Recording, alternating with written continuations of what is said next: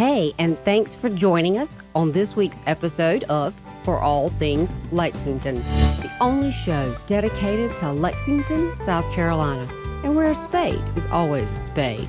Here we'll talk to and about people, places, groups, things to do, and places to go in and around Lexington, South Carolina. I'm your host, Angela Barrett, and this is For All Things Lexington. All right, guys, as promised, I have with me Ryan Taylor. Thanks for being here. And an absolute pleasure to be with you again. You know what? I hear something in the background. I know what it is. Hang on one second. It's always something. It's my little heater because it's cold and I'm already tired of being cold. And it's what? Just January. Just January. 16th actually. And I'm already tired of being cold and I understand this week and next week is going to get worse. I'm like, I don't know if you listen to, the, amateur weathermen on, any of your social platforms, they will scare the death out of you. That's right. There is one guy that, and I can't remember his name right now, that I follow, and he has some pretty good information. He says, please note, I have not mentioned the S word. And I don't think he's talking about what we mostly think about, but yeah, no, he's like not even bringing it up yet. Yeah. Well, as a Colorado kid, I left when I was in my early 20s. Yeah, I'm good with it. Let's go. Yeah, well, if it's going to be good, all day long. Yeah, please let it snow. If it's not going to be, if we're not going to have it snow, then the North needs to come take this crap back because I don't like the cold unless there is white stuff on the ground. So give me some wins since we've talked last. The last time we talked was June of 23. You're actually episode number 9. Very early on in this podcast. So tell me what's been going on since then. Well, June of 23, it was only a year and a half ago. I think most of us can agree it feels like 5 years ago. I don't know why. They say just you get older, time starts flying faster, and I guess I'm following that category. So time does fly. Yeah, a lot's happened. So the joy is, for those that don't remember, and not that I think you should, I get the great joy and honor of running the Nancy K. Perry Children's Shelter here in Lexington County. It has been established since 1972. We house kids that have been removed from the home by family courts. And we provide a 14-bed shelter. We've been in the community for, like I said, 50 years. The support we get from Lexington County, and the community is incredible. Lexington Medical Center's one that supports us. Lexington County supports us. If I feel like if I go any further than that, Mount Horeb, Global Methodist Church supports us. If I go any further than that, I'm going to feel like I'm going to miss somebody. Sure. We get blessed, anywhere from, private donations, anywhere from $5 to $20,000. So,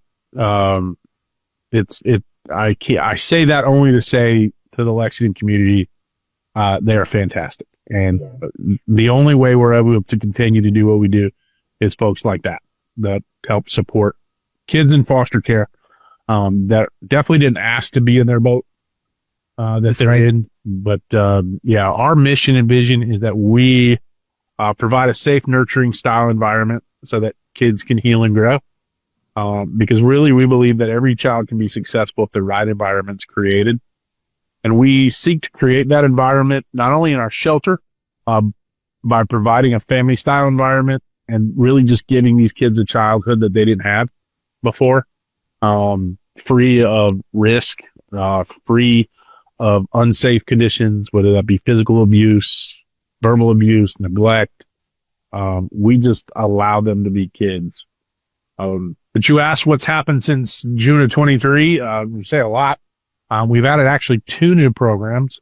We've actually added a brief strategic family therapy program, which is an outpatient family therapy, that we provide, to families that are at risk for losing their kids.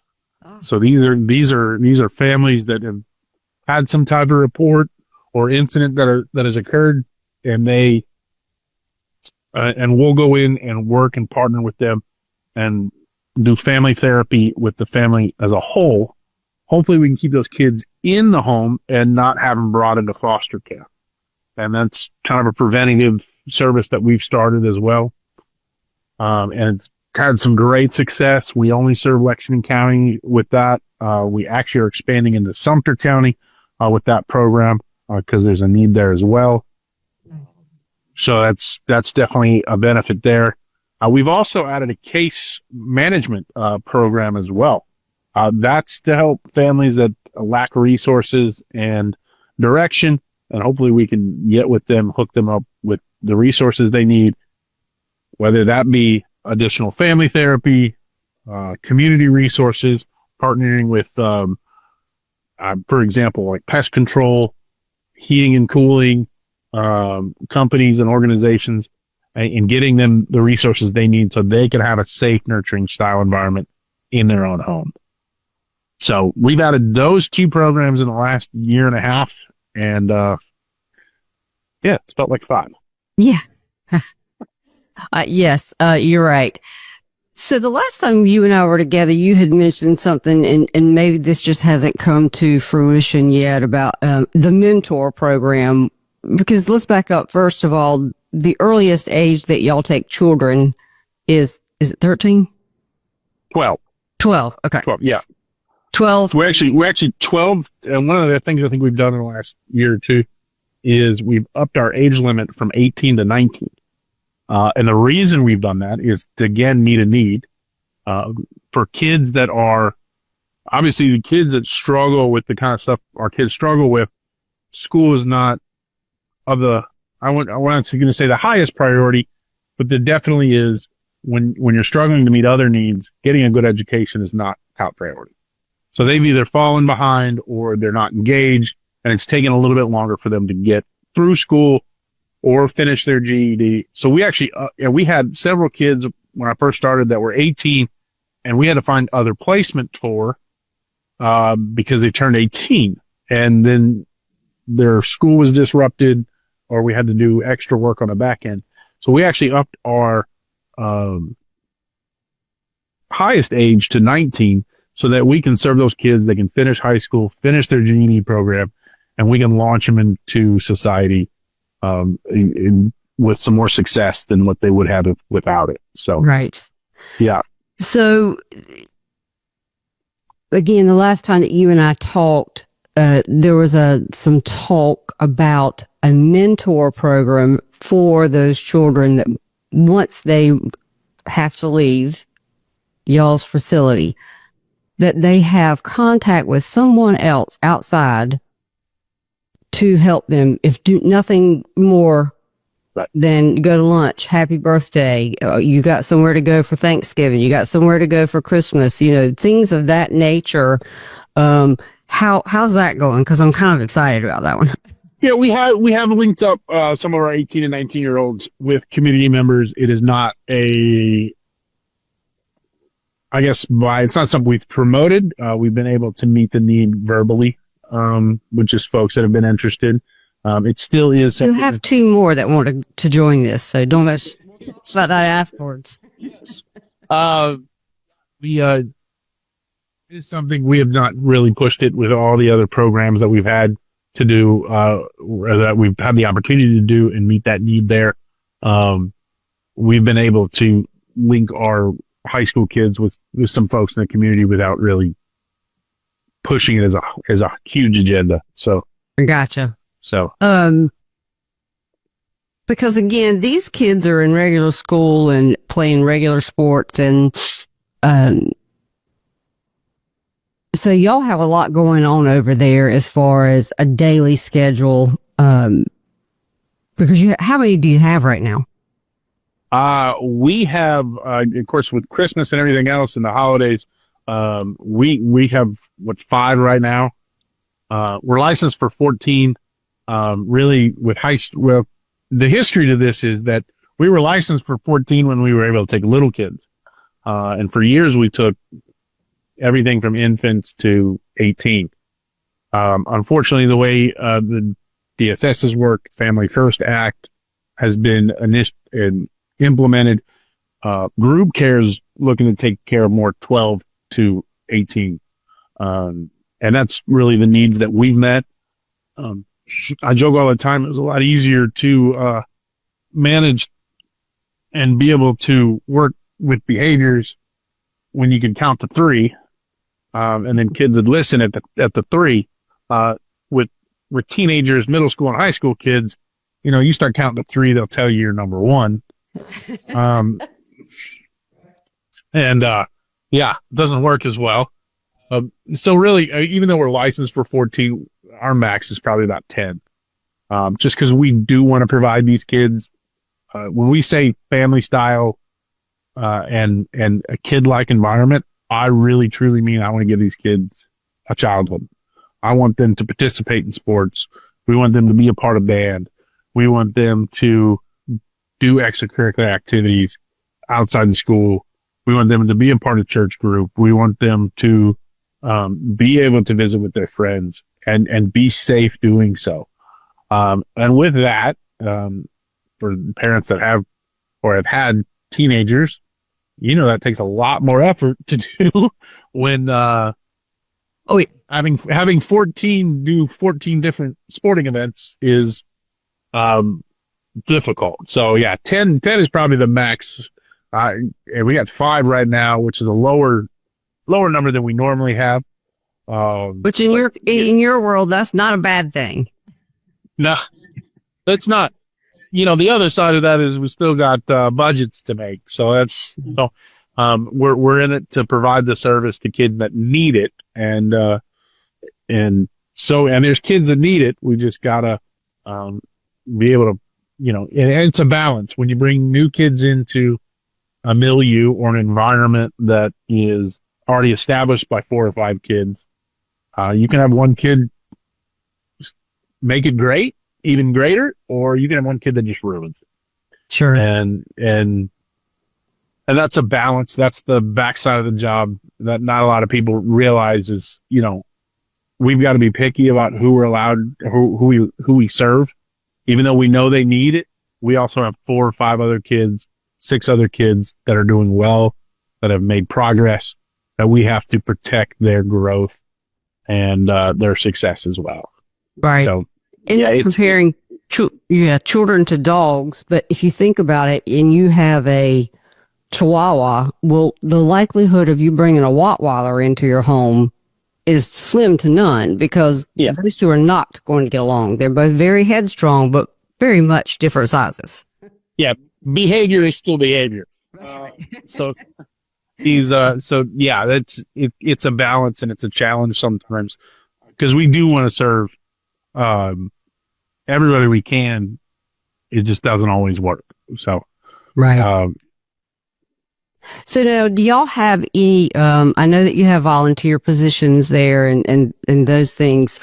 Is there any big event or any sort of fundraising thing that y'all have got coming up, that if people wanted to get involved, is there anything like that going on right now? I know we just had the holidays and it's kind of, The holidays is probably our biggest one. I hope everybody that listens to this, had received one of our fall mail outs, in their mail. Hopefully everybody responded to that.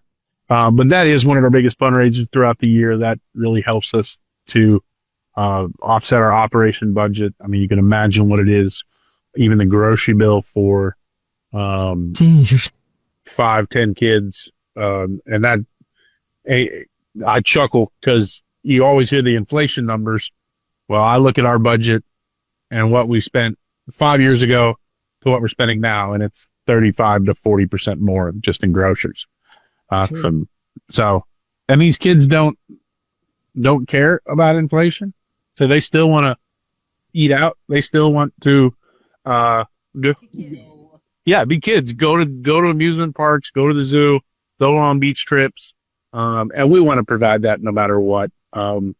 Because again, the old adage is you're only a kid once. That's right. And hopefully you carry it on for the rest of your life, but you're only a kid once, and we want to provide them the opportunities not only work opportunities, school opportunities, but we want to provide them entertainment opportunities as well. Right. Having that beach trip that they may never have had. Being able to go to the zoo, Carowinds, other sporting events, stuff like that. So, yeah, the fall mail out definitely helps us offset that cost. That's a huge blessing that community answers. We have golf tournament in the work. We have a 5K in the work, that we're looking to do. And then the other one, we did a car show, last year or 2 years ago, I believe in the fall. We're talking about maybe doing one again. Timing didn't work out this year. But yeah, so definitely our website and our Instagram and all the social media accounts is definitely, we're going to keep track of all that. As far as volunteers are concerned, we have the great joy of, we partner with many of churches, and I dare not start listing, but I will guarantee you I win this one. So, man. Yeah, I'm not going to do it. But we have so many blessings from church groups that come support us, businesses that come do projects around the area, around the facility, to help, maintain the facility, paint, help with landscaping, and so forth. Yeah, we've been blessed. I think the business groups are probably the ones that help us out the best, because they can come in and do those big projects for us. And if you're head of HR, or take it to your HR.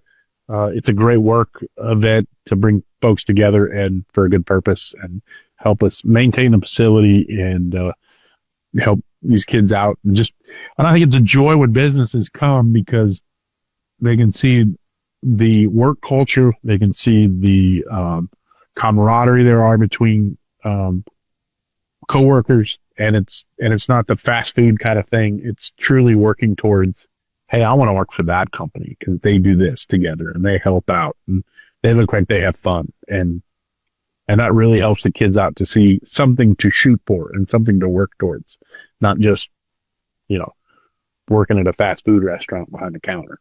Right. Yeah, because I think the last time we were together, and I don't know if they were painting a shed or they had built you a shed for some of the storage from some of the overflow. Yep. But it was some of that, and I don't remember which business was doing it for you, but that was going on the last time I think we were together. Yeah, actually, again, that feels like 5 years ago. Well, that was Southeastern Freight that built us 2 sheds. And forgive me if I get this wrong. Necron, the steel company, did I say his name? Yeah, they just came out and built us a huge fire pit. Oh, nice. They built a beautiful metal. You find it on our Facebook or Instagram. Beautiful fire pit, metal fire pit. They purchased us some Adirondack chairs and some metal benches. So that was a huge blessing as well. So the companies like those are great volunteer opportunities for not only the work group themselves, but for our kids as well in our shelter. Yeah, that's great. So a lot of s'mores, I'm imagining, has been my favorite. And for me, it's a blessing and a headache all at the same time, because telling teenagers to play with fire and making sure does everything. It's like, geez, okay, Sure, I get it. As parents, you always want to just put bubble wrap around your kids and never allow them to do anything. Of course, then they don't get the childhood they want. So there's a give and take. That's right. And then, you get it to that stage of life, and I'm there, where now you need bubble wrap for your parents. I'm there. Yeah. So the tide has now gone flip. Yeah. Mine are still going 100 miles an hour, and I don't know if I could catch them long enough to flip wrap around. So So speaking of being kids forever, let's talk about you and your Jeep. I'm going to say obsession, and your wife would probably agree, but it's really not an obsession. It really is a thing, being a Jeepster, or at least was. My son has mine now, but Oh, yeah, it's all good. But you have even expanded your Jeep world, and now you have a podcast yourself called Off-Road Campfire podcast, right? yeah. And So- it really is around Jeeps, right? It really is. So we all have to have outlets beyond business. And that is truly my stress reliever.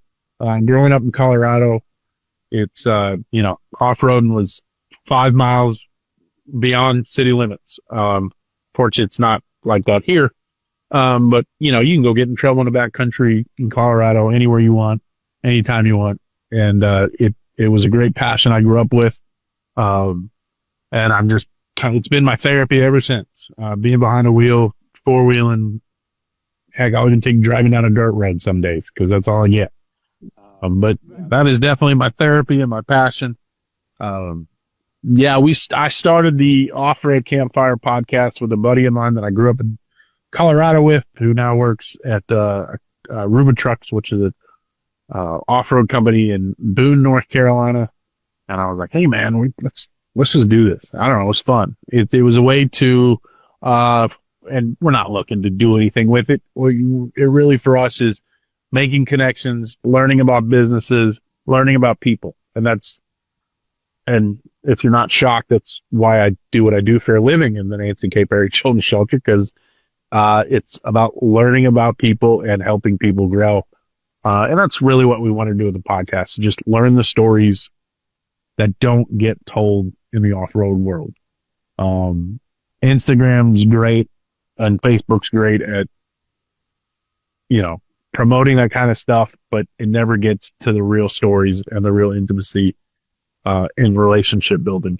So we started the podcast. I joined another guy on his for a while, got a feel for it. And I said, hey, let's do this. So we started the end of last year. Small issues, a small hurricane that rolled through and pretty much took out Western North Carolina. Right. That was been a small issue, as with Clinton being up in Boone area. That set us back a few weeks, and of course, Christmas and the holidays. And it's a lot of work to do a podcast. Yes, it is. People don't realize we need to have that story one day. Jane, Greg, it is a lot of work. It is. And and I don't do a lot of editing on mine just because I like them raw, and it really is just putting an intro and an exit video in the front, but it takes a lot of effort and work. And, It does. Well, on my hours. yeah, when you got 3 kids, a Jeep toy already, you're running a shelter. That tends to take a back seat, but it's a fun endeavor. We've had, Whole location. you will, we haven't yet. There are some guys that are probably coming on that I've run up there. We've had Grade A Tops here, which is an organization here in Lexington, that makes, Jeep covers and Jeep tops. We've had him on. We've had, some guys I grew up with that are big into competitive rock crawling. We've had Windrock Off-Road Park, which is in, Holiday Springs, Tennessee, which is one of the biggest off-road parks on the East Coast. They were great.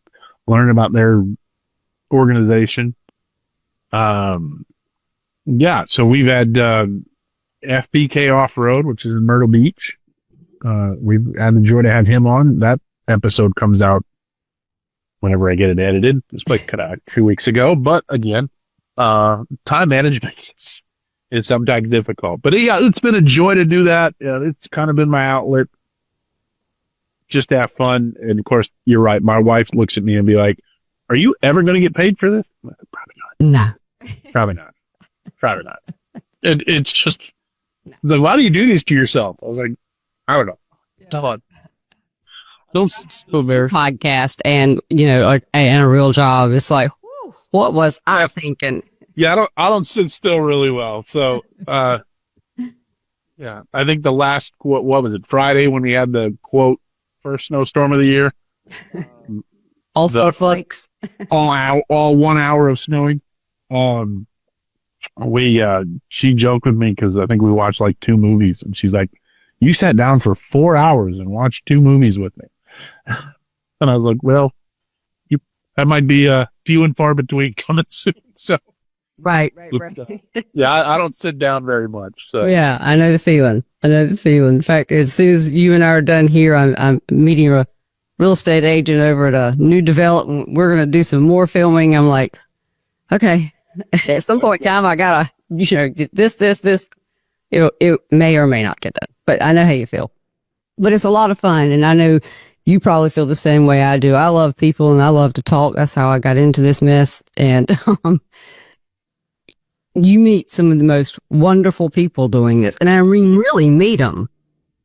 Yeah, and and I think that's what I've been in the joy about running a nonprofit and doing a podcast. On the nonprofit side, I get to people tell you stories that you would have never known about folks. One of the things we had, I don't know why they came. Oh, they came by to drop off food. I don't remember I don't remember what organization it was, but the guys that were coming by to drop off food, there was 4 guys in the truck, and as they were pulling out, I stopped them. I said, "Hey, thanks. We truly appreciate it." It was like Thanksgiving a few years ago. And the guy in the passenger seat said, I didn't know where we were going until I pulled down the driveway. And I was like, oh, cool. And not knowing really what he meant, he was like, I used to live here. I was like, no way. And Holy cow. He just tells you the story about when he lived here and why and so forth. And that is one of those things, like, you don't realize what you're doing and the stories you're going to create in somebody, and you may never know. I often tell my staff, we are not harvesters. We are seed planters. Our job is to plant seeds as deep and as fast as we can and nurture that seed until that child moves on, goes somewhere else, is discharged, grows up, whatever. We may never see the crop grow. Right. And every once in a while, you may be able to turn around and see a crop, and that you hang your hat on that crop, and you keep moving on, because they're few and far between. But hearing stories like that, we've had several times people stop by and say, "Oh, my handprint is on the wall back there. Can I go see it? Or does so and so still work here?" And we had a kiddo that came by out of the blue a few months ago, and she wasn't that far out. She was there when I was there, and most of her staff was there. But she had gotten herself a job. She's in college. She's making a way for herself, has her own place, and those are great. She wasn't with us but 6-7 months. But again, what impact were we able to make on her life that she was able to make a better decision over where she came from to help better her life. And my hope is for all the kids that we serve, that whatever pinnacle moment that they have in their lives, they're able to look back and go, do I want the lifestyle I grew up with, or do I want the lifestyle I had at Nancy K. Perry? Right. And you hope that that's the thought, and they get the opportunity to compare those two and go, I want what I had at Nancy K. Perry, and this is what I got to do to get it. Yeah. And that's a great program. It's and we're blessed to have it here in Lexington, and you as the director, because you, again, don't sit down and you're a go-getter. And I've enjoyed follow the Facebook, Instagram, all that good stuff. And it's always it's fun, like I think recently, I guess y'all had the Christmas party there, and oh yeah, it was, yeah, that was a joy, just to get the staff together and get them unplugged for a minute. and get them just to enjoy, because it's a lot of hard work, a lot of sometimes difficult conversations and frustrations, but there's a lot of joy to it as well. So just to get them to unplug and really thank them. I joke, I don't do a darn thing. I mean, my staff is absolutely incredible. We've had some turnover and some leadership on a good part. We had some folks move on and want to pursue other growth opportunities. So we've had some turnover, but in a good way. We have a great business HR manager, and we have an individual that runs the outside now. She's had years of experience with DSS, and their licensing department and so forth. She's fantastic. And our admin, or our admin assistant she runs the show. I don't do, it's one of those people, well, there's not a person I can't do this without. So they're all great. To put one over the other is I can't run the show without, we can't do what we can do without any of them. So they're fantastic folks. And well, that's great. Our clinical director, she's been, intricate in running these programs, propping them up, and building capacity for them, working with DSS, working with the other stakeholders that we have, promoting them, and really training our staff. And like I said, it is not a me show. It is a them show, and they have a heart and a passion for this, and it is incredible to watch them work and the growth that they've been able to help Nancy K. Perry have. Yeah, again, if nobody's been on go to the website or the Facebook page, probably like everybody else's business, that's the most up to date. And the unfortunate part is we don't nearly put as much as we should on there. Yeah. We could probably celebrate something every day. Yeah, and it's unfortunate we don't ever get to highlight everything, and sure. We wish we could, but it would be too much. But there's always, they're great. They're great. The kids work hard. We got one going to a band competition in New York in a few months. So we've had we've had a community church help us raise funds for that. And they paid that in full for her to go on that trip. So it's, watching these kids grow and just have a childhood and be able to express themselves and work through their challenges and yet find success it's a community, it's a staff, it's a village kind of mentality to make that happen. And it's an utter blessing. Yeah, it's always such a pleasure to hear from you and to find out everything that's going on and how well you guys do.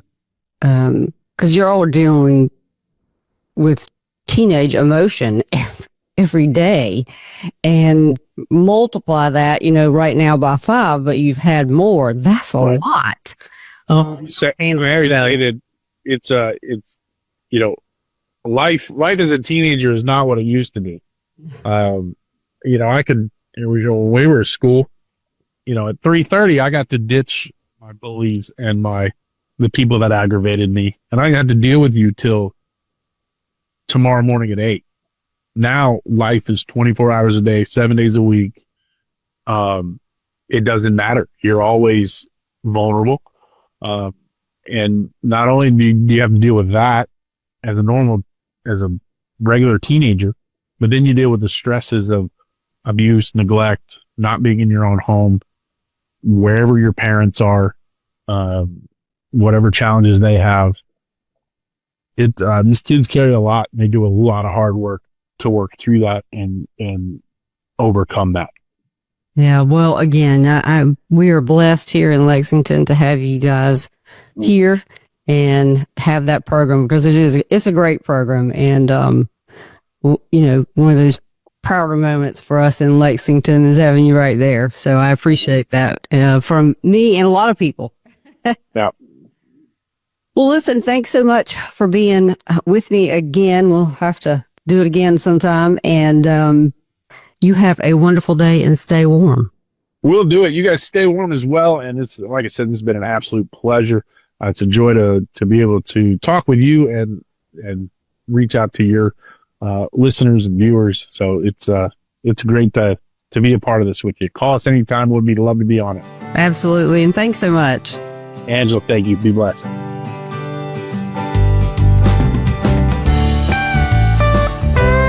Thanks for hanging out with us today, and we hope you enjoyed the show. If you'd like to be a guest on the show or have a person, business, idea, an event that Lexington needs to know more about, email me, local@forallthingslexington.com. That's the number 4, y'all.